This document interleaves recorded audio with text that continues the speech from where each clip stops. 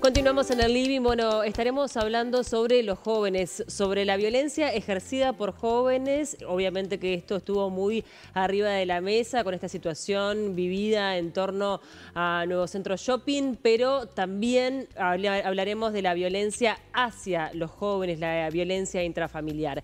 Estamos con la socióloga y docente de la Universidad de la República, Nilia Viscardi. Ella está especializada en el estudio de la violencia en y hacia los jóvenes. Gracias por acompañarnos, un gusto recibirte. Gracias a ustedes por la invitación y gracias por el espacio. Bueno, hablábamos un poco, creo que se dio como una charla y una mini discusión en el sentido de que, claro, obviamente que esto genera gran conmoción porque hay una gran visibilidad, están hoy por hoy las redes sociales, están los teléfonos inteligentes que pueden registrar todo y te pueden mostrar qué es lo ocurrido, pero también hay una realidad que se vive dentro de las casas o en los barrios que a veces pasa más desapercibido y que termina siendo también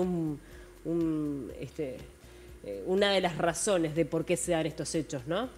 Sí, creo que, bueno, lo que se señalaba recién, lo que conversábamos, lo que indicaban ustedes, vinculado a qué formas toma la violencia en la sociedad contemporánea y cuáles son aquellas que pueden ser relevantes para pensar qué ocurre con nuestros jóvenes, que es en definitiva la gran pregunta, qué pasa con los adolescentes, qué pasa con los jóvenes, cuánto de esto está asociado a la cuestión de que son adolescentes, son jóvenes y cuánto efectivamente está asociado a lo que ocurre en Uruguay con los niveles de violencia. ¿Esto es algo en sí o esto es un síntoma de otras cosas? Debemos leerlo como la expresión de otras cosas para preocuparnos. Y efectivamente el fenómeno es paradójico porque observamos en el espacio público a muchos adolescentes que se convocan, que responden, lanzan un reto, responden a él y paradójicamente no tenemos la oportunidad de ver más que en las estadísticas, en el CIPIAF y donde ocurre, por ejemplo, la cuestión de la violencia doméstica, que es un fenómeno muy interesante porque es un fenómeno que tiene variaciones, sesgo, pero que se mantiene o se presenta en los hogares de distintas maneras y afecta sobre todo, es decir, son víctimas de ellas los adolescentes y los jóvenes. Esa es una de las cuestiones que es acuciante y que este fenómeno hace, digamos, o a los desafíos para nosotros los cientistas sociales. Cómo explicar lo visible y cómo ponerlo en relación con lo invisible. Sí, claro.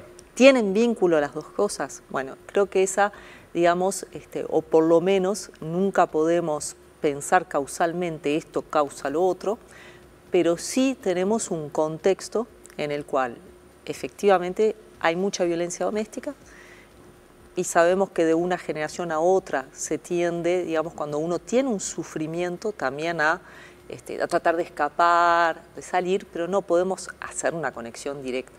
También sabemos que en el contexto, por ejemplo, tenemos hoy en Montevideo, en Uruguay, una diferenciación territorial, en tanto en algunos contextos muchos más adolescentes y jóvenes sufren la violencia que está en territorio. En los mapas sociales de la violencia, de los mapas de voz que hemos hecho en el Departamento de Sociología el año pasado, aparecía una diferencia, digamos, importante en el riesgo de sufrir violencia no en casa, sino cerca de casa, en el barrio, y que afecta mucho a los adolescentes que viven en territorios periféricos. Entonces, de repente, en la agenda irrumpe este fenómeno que tiene características masivas. Claro, podemos recuperar fotos de adolescentes provocándose lejos en la historia, de antaño. Ha ocurrido siempre. Exacto. Por lo tanto, lo primero es que nos da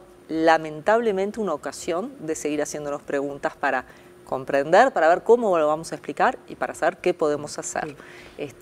Todo lo que sea disminuir los indicadores de violencia social va a afectar indirectamente. Lo que queremos es que bajen los niveles de violencia, lo que queremos es evitar escenarios peligrosos para todos que vulnerabilizan a los jóvenes, pero que exponen a todos los actores que estaban en la situación, el trabajo de la policía, los vecinos.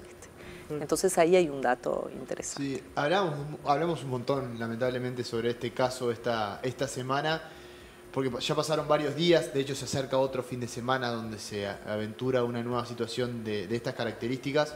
Pero, ¿cuál es el balance que haces vos? ¿Hay algo novedoso? Hablamos mucho de que la violencia siempre estuvo presente en la sociedad, las banditas que se pelean entre ellas.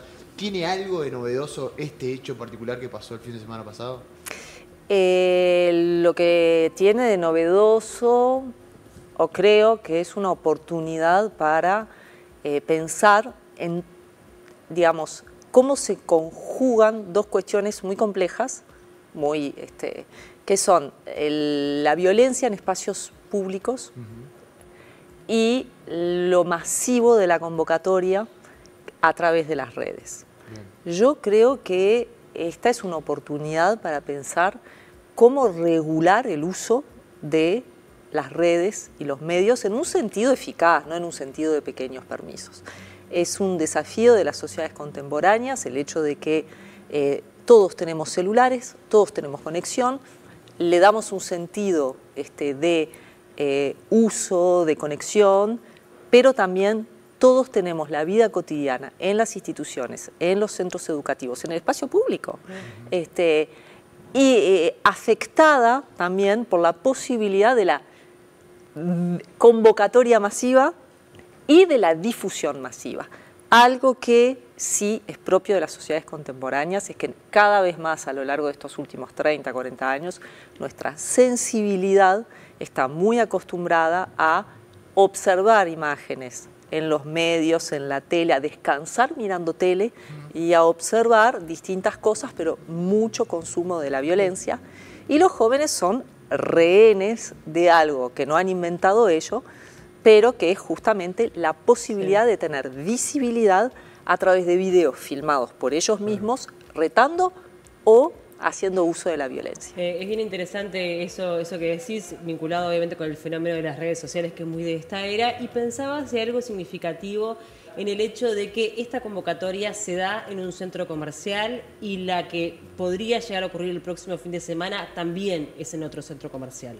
Exactamente, yo apuntaba un poco a eso en algún momento en los días previos, porque me parece que es el escenario que nos pinta nuestra ciudad contemporánea. ¿Por qué un centro comercial? Por lo menos es significativo lo que muchos sociólogos han denominado como los usos desiguales del territorio, en el sentido de que aunque cueste o nos cueste aceptarlo, bueno, es un domingo, no hay actividad regular, es importante que haya actividades, y simbólicamente también tiene la propiedad de generar un uso de un espacio que o se ocupa adentro consumiendo, porque los centros comerciales están abiertos los domingos, pero para poder estar en un centro comercial uno puede andar, uno puede pasear o no, a veces hay restricciones, y está expuesto a algo que supone el ocio a través del consumo, ¿no? Que en un parque, en otros espacios no ocurre.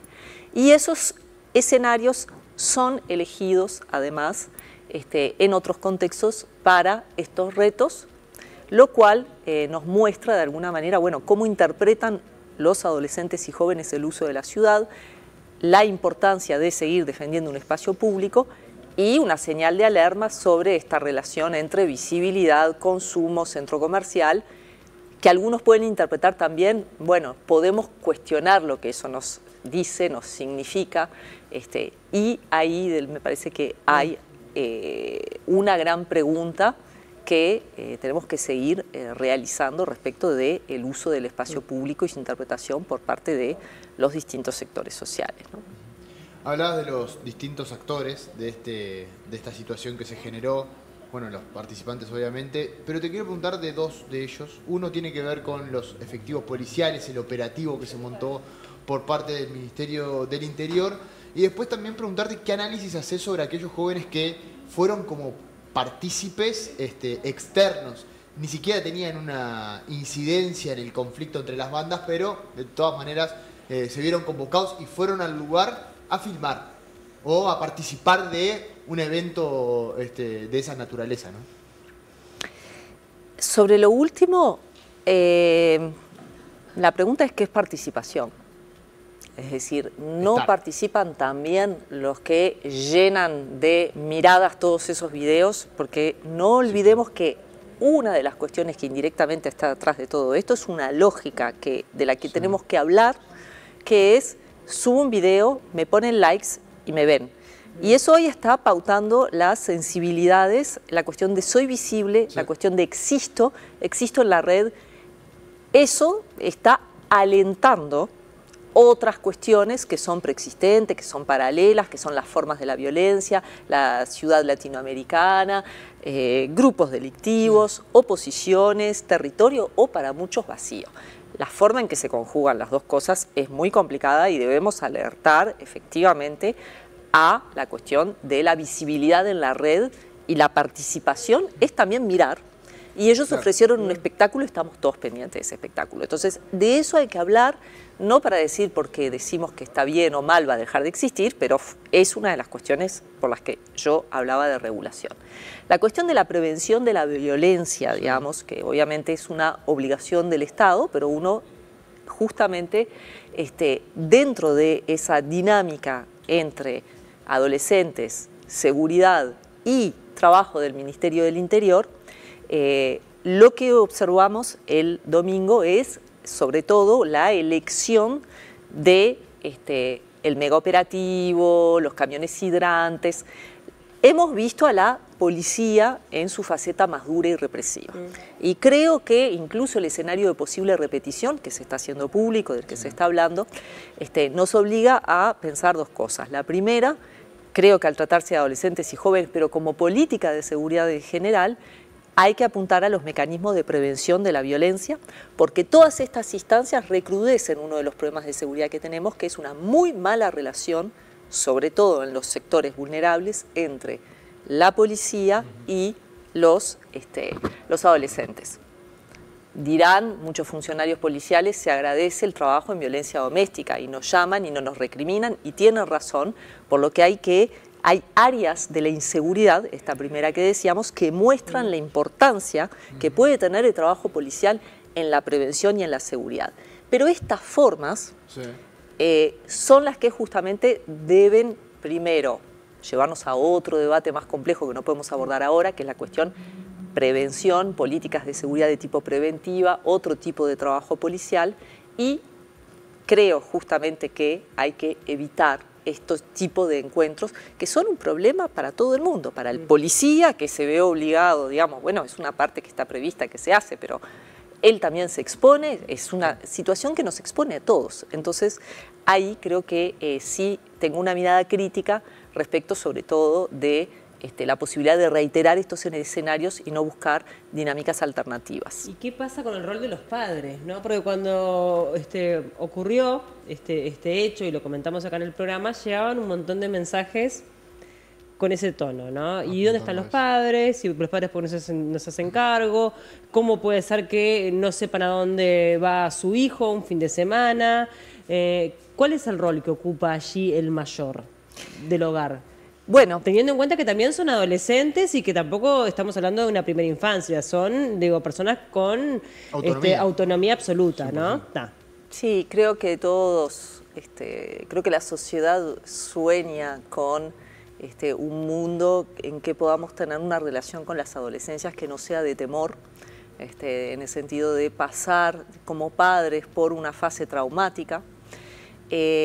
No tendremos que tener datos respecto de los adultos que están a cargo y que cuidan, quiénes son digamos, los padres biológicos, son ellos mismos jóvenes, en qué situación está.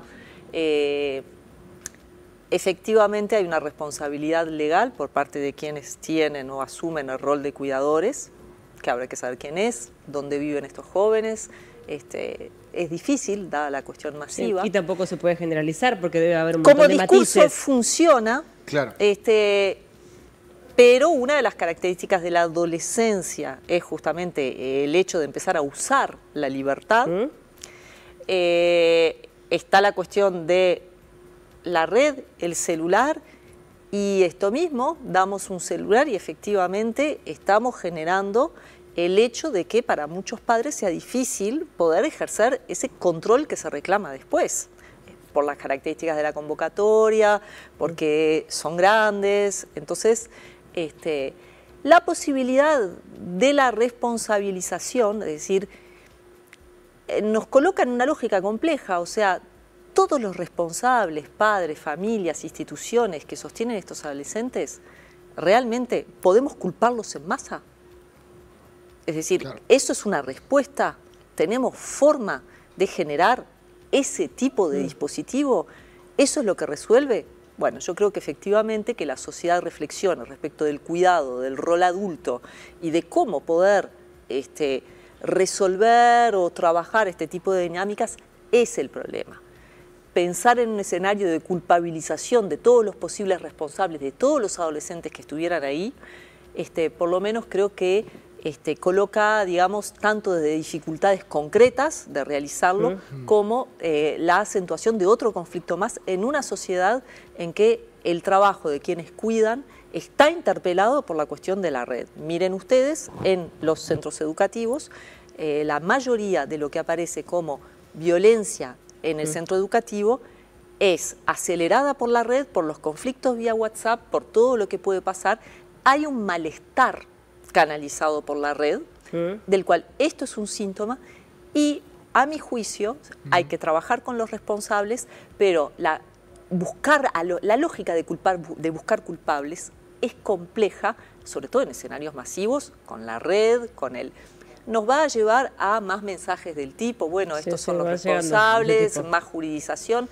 No sé, no creo que sea un camino eficaz para disminuir la violencia, desarticularla y prevenirla, sobre todo porque coloca una sospecha en una cantidad tan grande de personas. No, claro, por eso dije, debe haber un montón de matices probablemente. Que es complejo pensar cómo se va. Es poco preciso acusar a una generalidad. Y sobre todo que no sabemos en el escenario de uso de la red, hay sectores sociales que tienen más capacidad de prevenir a los adolescentes de lo que supone difundir imágenes de sí mismo o de retirar esas imágenes. Obviamente en la red quien queda expuesto es el más vulnerable, siempre.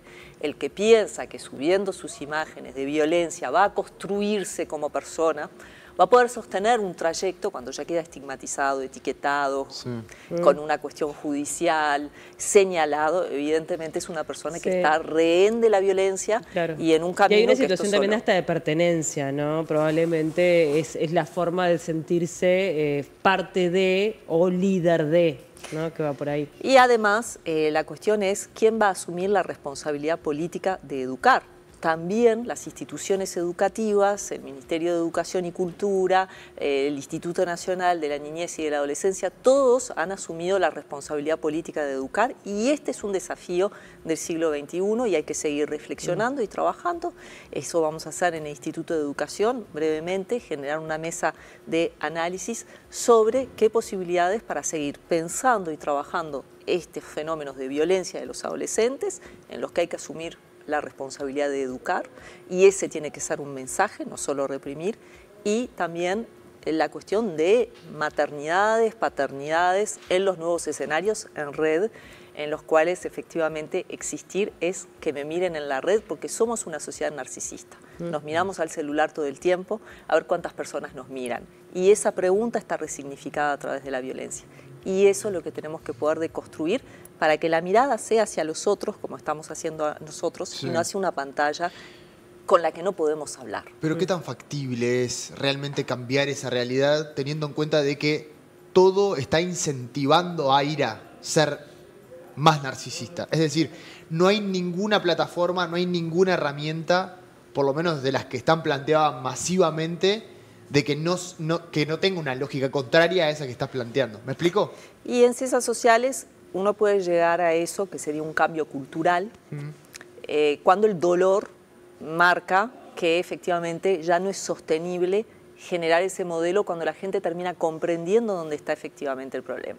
Tal vez tenga que existir mucho más sangre, tal vez lamentablemente tenga que existir más violencia y que sea sufrida por jóvenes de todos los sectores sociales y ahí podamos justamente dar esta batalla para desarticular la violencia que está en la red y que suma y potencia la violencia de los espacios delictivos, la violencia doméstica, la violencia de la exclusión en el consumo, la falta de propuestas en el espacio público.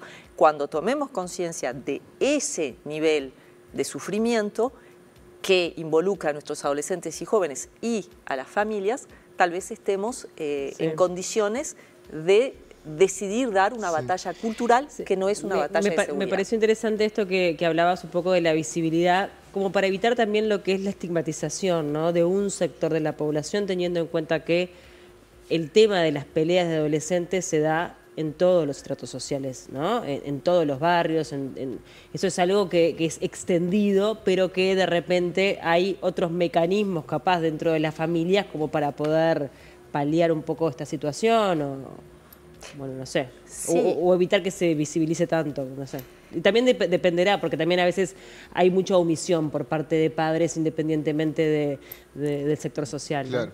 El trabajo que he hecho en violencia escolar lo que muestra es la existencia de conflicto entre adolescentes, la cuestión del problema de los cuidados y en todos los sectores sociales el malestar en las instituciones por el problema del uso de las redes, o sea, que se potencia a través del uso de las redes en un juego extraño donde a través de WhatsApp genero malos climas y después la gente incluso no se ve. La pandemia nos enseñó a no estar juntos y hablar en red, pero esa falta de presencia no reproduce escenarios de pacificación. Eso que queremos evitar estando con el otro solo hace a más aislamiento o a formas de emergencia de esta manera. Esto que tú decís creo que es lo que podemos comprobar. Lo que existe en los diferentes sectores sociales es la capacidad evidentemente de tener recursos familiares, psicológicos, de apoyo, de sostén para prevenir, contener la violencia y cuidar de los adolescentes, que no le evita a muchos que ocurran cosas, pero efectivamente hay desigualdades de clase entre nuestros niños y adolescentes respecto de las posibilidades que muchos adultos tienen de controlar esos escenarios. Sometemos a todos los adultos al problema del control, pero efectivamente unos tienen más recursos para cuidar a sus adolescentes y otros terminan en la mano del Estado, que lo cuide la policía, que vaya a una institución, porque yo no estoy pudiendo hacer terapia, hablar con él, correr atrás de él porque tengo que ir a trabajar, porque estoy ocupado, porque no me enteré de lo que pasó, porque me dijo que iba con la amiga que conozco.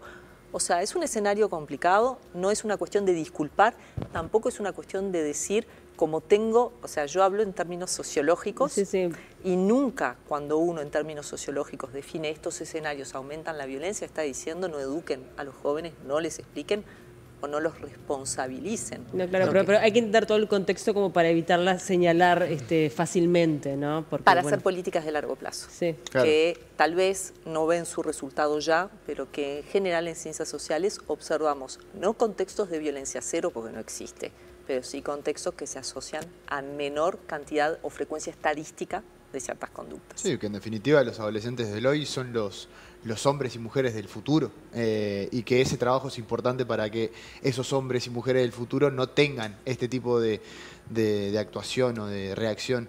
La pregunta que me queda, que yo no sé si va a ser de las políticamente correctas, pero que tiene que ver con el adolescente en sí, de por sí es una persona que se está preguntando muchas cosas, que tiene muchas rebeldías, pero que después con el paso de los años, esas rebeldías, después de cierta maduración, cambian o por lo menos baja un poco. Tiene que ver con la franja etaria también, esta situación y este contexto mundial de redes sociales que se potencia, digamos, con una franja o una edad particular. Si tomáramos lo que planteás sobre todo como una afirmación, podríamos dar una respuesta científicamente correcta, y es que el hecho que las adolescencias, y digo adolescencias no por el uso político a veces del término, sino porque hay diferentes adolescencias, diferentes experiencias sociales, como hay diferentes infancias. Depende del lugar donde nací, de las características. Hay diferentes adolescencias. Las características psicosociales de la edad determinan menores condiciones de controlar el dolor, de medir o de tener todos los elementos para poder evaluar las consecuencias en los otros, en mi vida. Algunos adolescentes lo tienen tempranamente y otros, además de esa condición de edad, viven en un contexto que favorece su dificultad para evaluar el daño que le hacen a los otros, a sí mismo, a su padre, a su madre. Es difícil colocar ejemplos para decir, ¿vos entendés lo que le puede pasar a otro? Que uno lo puede decir, es más maduro o menos maduro. Y existen los haters en la red, ¿no? Existe gente que alimenta el odio y de eso vive mucho de los videos. Ahora sí, por algo en la normativa legal, por algo los psicólogos, por algo el Código de la Niñez y la Infancia definen que la edad de responsabilidad, la edad de adquisición plena de la ciudadanía son los 18 años.